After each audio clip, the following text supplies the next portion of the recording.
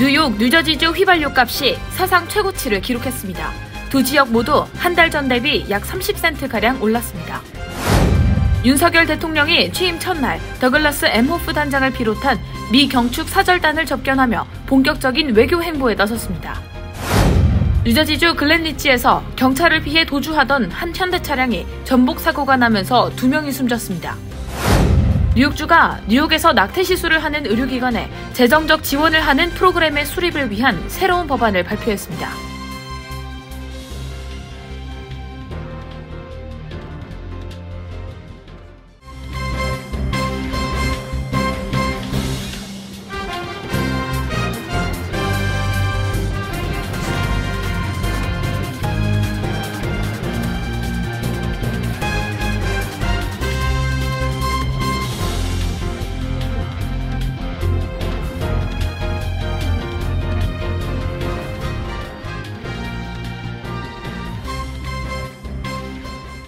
여러분 안녕하십니까?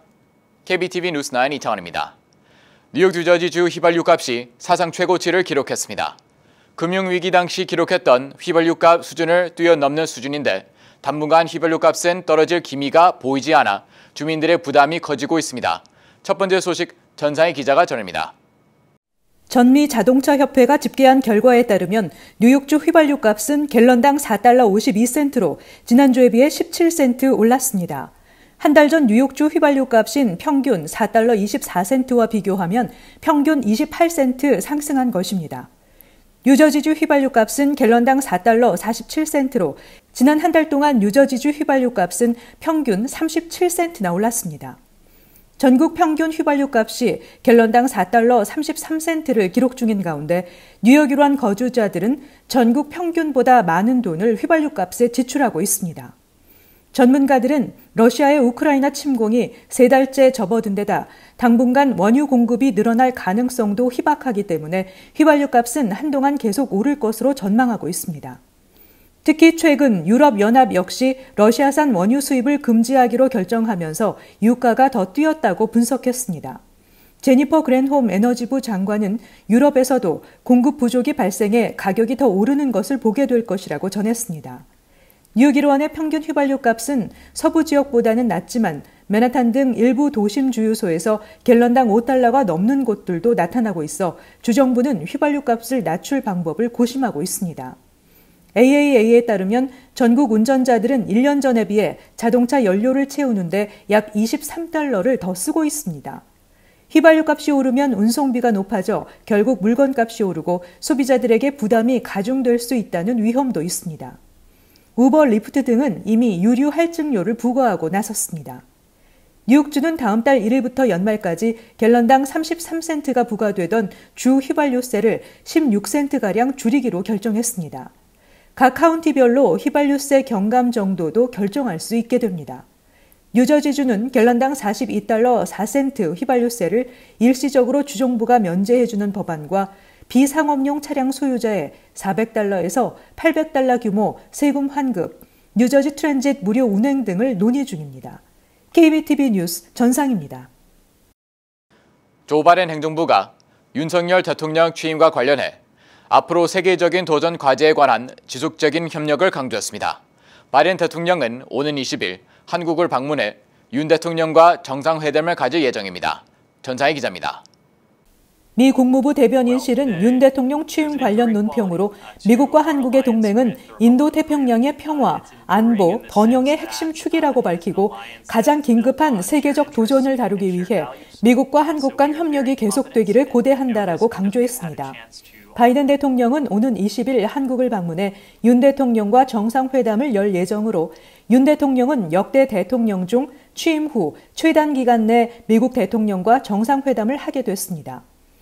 윤석열 대통령은 취임식 당일 세컨 젠틀맨인 더글라스 엠호프 단장을 비롯한 미국 축하 사절단을 접견하고 한미 양국의 우위를 다졌습니다. 윤 대통령은 미 사절단을 환영하면서 정부와 의회, 문화계 등 각계를 대표하는 분들로 경축 사절단을 파견해 준 것에 대해 고맙게 생각한다고 전했습니다. 에모프 단장은 먼저 취임식에 대해 대한민국 민주주의 활력과 힘을 진정으로 축하하는 자리였다며 취임식에서 공개된 청와대 개방 모습이 매우 감동적이었다고 말했습니다. 그러면서 바이든 대통령이 직접 친서 전달을 부탁했다며 취임 축하 말씀뿐 아니라 앞으로 5년 동안 윤 대통령과 긴밀하게 협력하고 싶다는 뜻을 담은 친서라고 설명했습니다.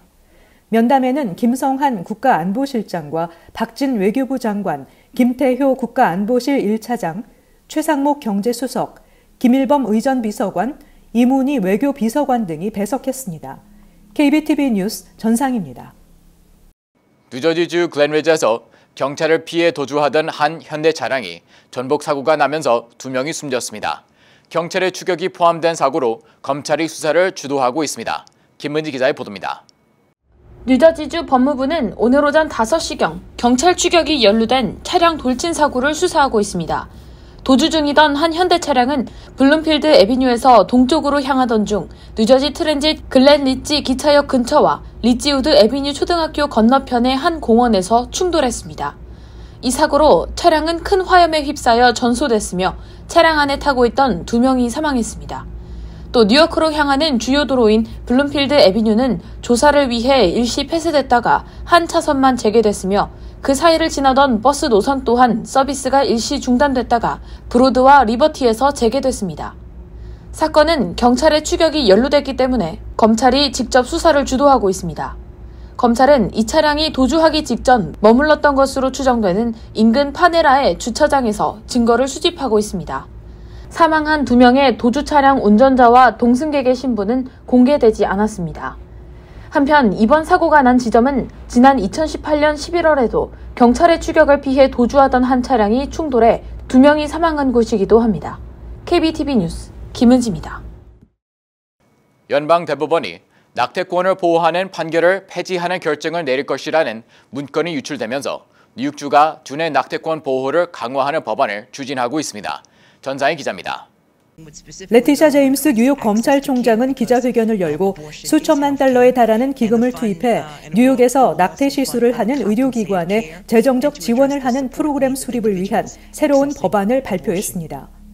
낙태 자유 및 형평성 프로그램으로 불리우는 법안은 낙태를 돕고 시술을 제공하는 기관을 위해 약 5천만 달러의 기금을 마련하는 내용입니다. 여기에는 교육과 인력, 안전, 무보험자를 위한 자금 지원 등이 포함됩니다. 제임스 총장은 기자회견에서 로데 웨이드 판결이 뒤집히면 26개 주가 낙태를 금지하거나 금지할 가능성이 있으며 이들 주에는 전체 가임기 여성 58% 또는 약 4천만 명의 여성이 거주한다고 말했습니다. 질병통제예방센터에 따르면 지난 2019년 뉴욕에서 행해진 낙태의 9%, 약 7천 건은 타주에서 온 사람들이었습니다. 연방대법원에서 로데 웨이드 판결이 뒤집어지면 이 숫자는 3만 2천 건 이상으로 증가할 전망입니다. 연방상원은 내일 여성의 낙태 권한을 연방법으로 보장하도록 조문화한 법안을 표결에 붙일 예정입니다. 한편 마이크로소프트, 아마존 등 여러 기업이 직원들을 위해 낙태 비용을 지원하기로 했다고 블룸버그 통신이 보도했습니다. 마이크로소프트는 성명을 통해 전역의 직원과 부양 가족에게 낙태 등 중요한 의료 서비스에 접근할 수 있도록 지원할 방침이라고 밝혔습니다. 아마존도 낙태 등 의료 절차와 관련한 이동 경비를 4,000달러까지 지원하기로 했습니다. 애플을 비롯해 투자은행, IB 시티그룹, 차량 공유업체 우버와 리프트, 청바지 생산업체 리바이스 등도 비슷한 방침을 밝혔습니다. KBTV 뉴스 전상입니다. 크레인스 뉴욕의 보도에 따르면 뉴욕주 의회는 뉴욕시 5개 보로에 5만 가구, 10만 명 이상이 거주 중인 불법 개조 반지하 주택을 합법화시키는 내용을 골자로 하는 법안을 통과시킬 예정인 것으로 알려졌습니다. 법안은 뉴욕시 정부의 사면 프로그램을 만들고 기존 불법 개조 지하주택을 금지하는 뉴욕주의 다세대 주택법을 준수하지 않고도 주택법상의 안전표준을 준수할 수 있도록 하는 내용을 담고 있습니다. 법안이 통과될 경우 뉴욕시 빌딩국에서 지하주택 등 주거용 보조 유닛에 대한 새로운 안전표준을 세우고 합법적으로 임대할 수 있는 길이 열리게 되는 것입니다.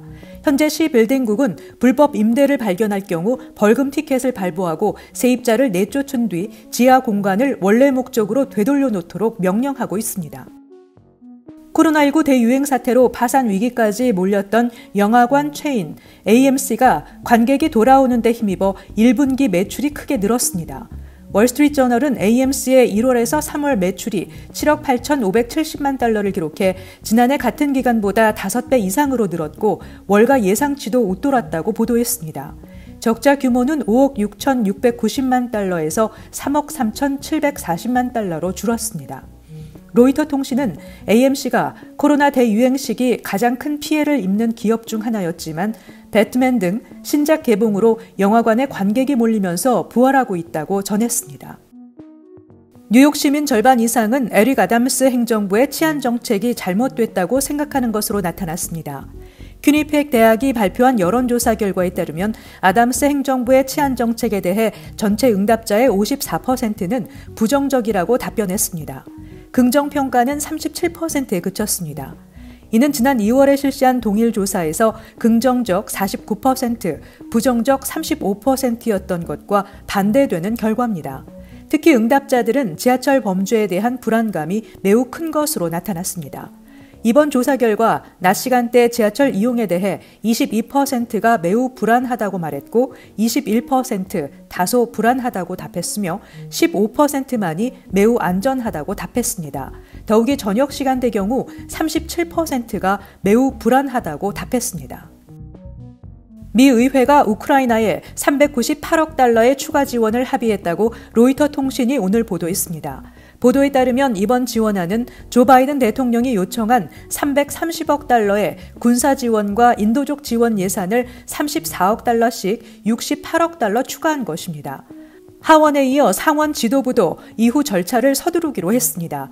여야 간 이견이 있었던 미국 내 코로나19 지원 예산은 별도로 논의하기로 했습니다. 앞서 바이든 대통령은 지난달 의회에 군사 원조 200억 달러를 포함한 우크라이나 지원 예산 330억 달러를 요청했지만 코로나19 예산을 함께 처리할지를 두고 여야 협상이 난항을 겪으면서 무기 지원 중단에 대한 우려가 커졌었습니다. 잠시 후 커뮤니티 브리핑을 전합니다.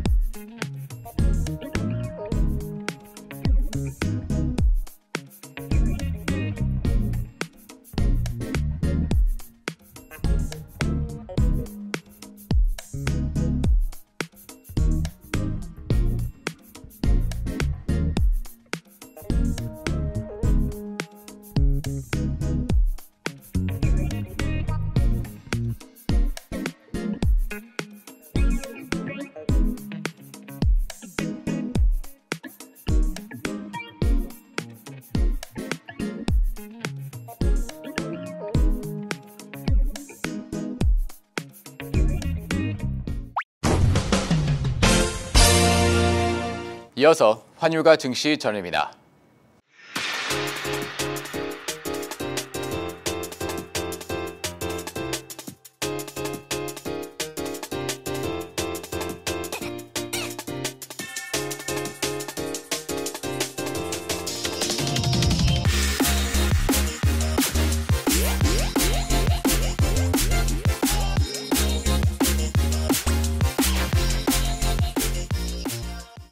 잠시 후 뉴욕과 뉴저지 날씨 전입니다.